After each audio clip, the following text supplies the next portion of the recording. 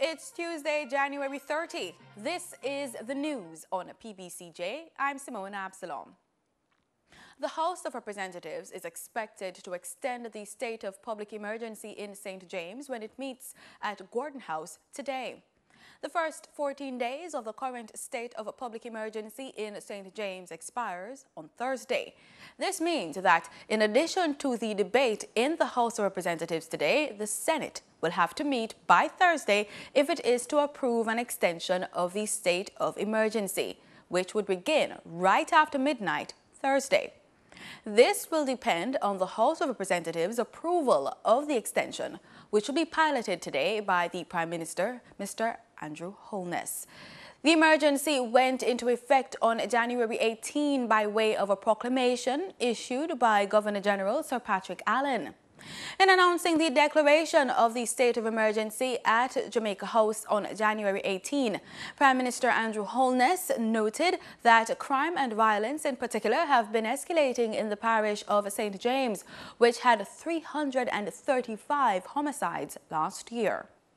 The Police Service Commission, PSC, is being criticized for the hiring and now retiring of Police Commissioner George Coelho in less than a year. The PSC announced on the weekend that Commissioner Coelho is to demit office this Wednesday after just 9 months on the job. This has raised eyebrows both in the private sector and civil society regarding the attrition rate of police commissioners. Since 2007, the average tenure of a police commissioner has been just over 2 years. Commissioner Coelho will hold the office for the shortest period in the last decade, at just 9 months. Upon the selection of his replacement, the country will have had 3 police commissioners in as many years. This has left the private sector organization President Howard Mitchell curious about the selection process being used. Mr. Mitchell told Nationwide News that the PSC's process must be reviewed for any deficiencies that has caused the rapid turnover. He says the PSC must look further afield for a possible replacement. Members of the judiciary on Friday hailed outgoing Chief Justice Zayla McCullough for her more than 40 years of service in the justice system in a ceremony marked by glowing tributes, all with a common denominator: that she is a stalwart who served the legal profession with distinction and will leave large shoes to fill. The ceremony, organized and facilitated by the Jamaica Association of Women Judges and the Canadian High Commission, was held at Terra Nova All Suite Hotel in Kingston. Puny Judge and Assistant Secretary of the JAWJ, Justice Carol Edwards, who presented Justice McCullough with a citation, described her as a staunch human rights, women's and children's rights advocate. Justice McCullough, in her reply, said she was overwhelmed by the many kind words. Justice McCullough said, quote, "It has exceeded my expectations, and I am greatly inspired by the commitment, dedication, and hard work of judges and court staff. You are the ones who have inspired me to make contributions in respect of the advancement of justice in our country." End quote. The JAWJ, which is in its first year, used the opportunity to launch its website and introduce its first patron, retired senior puny judge Justice Gloria Smith. The project the JAWJ will undertake includes work with women and girls in detention through the Correctional Service and work with Women's Center of Jamaica Foundation, We Inspire Women, Young Women Christian Association, and the Child Protection and Family Services Agency. Members of the Senate also had good words for the outgoing Chief Justice Zayla McCullough. 2 Jamaicans, entrepreneur Michael Lee Chin and international renowned pediatrician Dr. Upton Allen, are among 23 individuals who are being invested with the Order of Ontario, the Canadian province's highest honor. The announcement was made yesterday by Lieutenant Governor of Ontario and Chancellor of the Order of Ontario, who will bestow the honor to the newest appointees during an investiture ceremony at Queen's Park on February 27, 2018. According to the Ontario Ministry of Citizenship and Immigration, appointments to the order are made on the recommendation of any independent advisory council based on public nominations. Any Ontarian who has shown outstanding qualities of individual excellence and achievement in any field, leaving a lasting legacy in the province, in Canada and beyond, is eligible to be nominated for the order. In regional news, general elections have been announced for March 13 in Grenada. In making the announcement, Prime Minister Dr. Keith Mitchell appealed for a third term and made a raft of promises. We shall move to improve the sewage system in the south of St. George's in the island through a major collaboration between the Ministry of Public Utilities, NAWASA and the Green Climate Fund. We expect to find millions of dollars, sisters, in grant support from the international community because people believe in what we are doing in Grenada, Carriacou and Petite Martinique. Prime Minister Mitchell says there are good prospects for oil and gas exploration, but didn't elaborate on what that meant for the country going forward. He also called for unity in the country and urged trade unions to continue working with his government for the good of the people. In our society, sisters and brothers, the strong must carry the weak, because this is part of our Christian values. That's why we continue to thank our brothers and sisters in the trade union movement and say, let's continue to work together. We understand the process is not easy, but we must take better care of all of our people. So the elderly must not go hungry or homeless, for we are better than that. Little children must not be allowed to grow up in substandard housing, for we are better than that. We must rehabilitate the youth that gets into trouble, because we are better than that. This is Grenada, Carriacou and Petite Martinique. We take care of our own. Parliament was dissolved on Monday. Mitchell is hoping to have a repeat of the 2013 election, which saw the ruling party grabbing all seats. Meanwhile, leader of the main opposition National Democratic Congress, Nazim Burke, says the March 13 election date is Liberation and Referendum Day for Grenada. Say that the taxes are too high. Our taxes are too high. It is causing a burden on our people. The cost of living is too high and the standard of living is too low. We believe, sisters and brothers, that we can reduce some of those taxes. In the coming days, we will present to you our manifesto for the next 5 years of governance.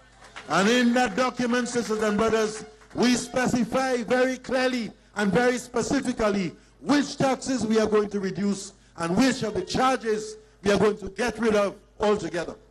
So I tell you, good news are ahead. Better days are coming under the National Democratic Congress, sisters and brothers.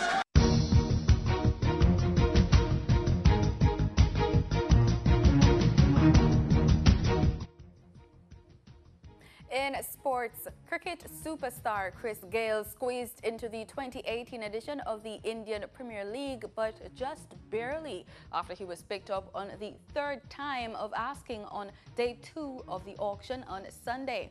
The 38-year-old, once the face of the lucrative 2020 league, found no takers on the first 2 rounds of bids before Kings XI Punjab claimed him.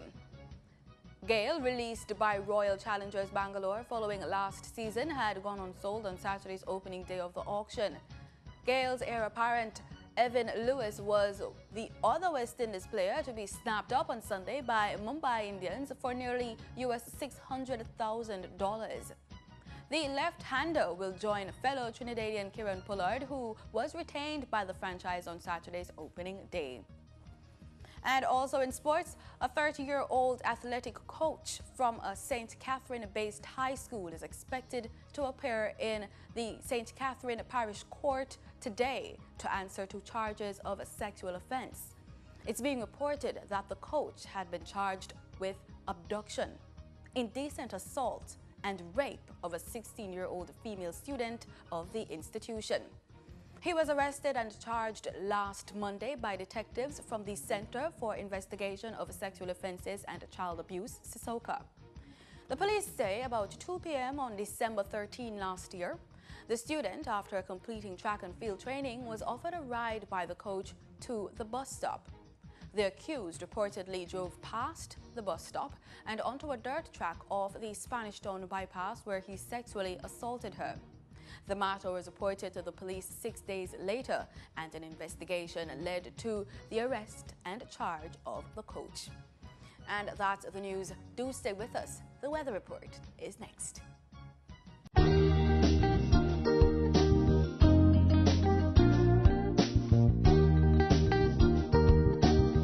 This is PBCJ's weather report. Thanks so much for staying with us. Let's start as usual with our local currents. In Kingston right now, it's just about 29 degrees Celsius. We're seeing a forecast of some cloudy conditions this afternoon going into this evening. We're also seeing a forecast of possible showers as the temperature is set to go down to just about 22 degrees Celsius. Let's look at Kingston's 7-day forecast. We're seeing a possibility of showers going into the weekend. At least 70% chance of rainfall on Friday going into Saturday. We're also seeing temperatures between 28 and 29 degrees Celsius for Kingston throughout the rest of the week. Let's take a look at what's happening over there in Montego Bay, St. James. You can look forward to scattered showers in certain areas of St. James today. We're also seeing temperatures between 22 and 27 degrees Celsius, but that's set to change this evening as the sun sets at 6:33 p.m. We should expect a forecast temperature at just about 8 degrees Celsius. In our 7-day forecast for Montego Bay, we're looking at a 50% chance of rainfall on Thursday. We're also seeing sunny skies for Friday, but you can get some scattered showers in certain areas for St. James on the weekend. We're also seeing for the rest of the week temperatures between 22 and 27 degrees Celsius. Over there in Port Antonio, Portland, we're seeing temperatures between 21 and 27 degrees Celsius. We're also seeing a forecast 40% chance of rainfall on Wednesday, and that goes up to 70% for Thursday. It goes down to just about 60% chance of rainfall on Friday, so do ensure that you plan and pack and dress accordingly. Let's look at our forecast across the island for today. Now we're seeing temperatures between 27 and 31 degrees Celsius. We're seeing cloudy conditions in the western end of the island. Can expect scattered showers across most parishes for today. In our forecast for tomorrow, we're seeing temperatures between 26 and 30 degrees Celsius, with Black River St. Elizabeth scoring the highest temperature forecast for tomorrow. We should be seeing some cloudy conditions in the eastern end of the island, possible showers in certain parishes. We're seeing a forecast of rainfall over there in St. Anne and, of course, in Maypen as well. In our regional forecast for today, we can expect showers across several countries of the region. We're seeing showers forecast for Grenada, Antigua over there in the Bahamas, and in Cuba as well. We're seeing cloudy conditions for Santo Domingo. In our forecast for tomorrow across the region, though, for those of us who are traveling to different countries across the region, you can expect temperatures between 20 and 29 degrees Celsius. You can also expect possible showers in certain areas. In our travel forecast, we're looking at the United States. We're seeing sunny skies for Los Angeles, cloudy conditions for Miami and New York. Should be getting some sunshine, but it will still be pretty cold. We're seeing a minimum temperature -5 degrees. We're seeing sunshine for Atlanta, though. And that's it for the weather report. Thanks so much for making it PBCJ. Remember, we are the People's Station.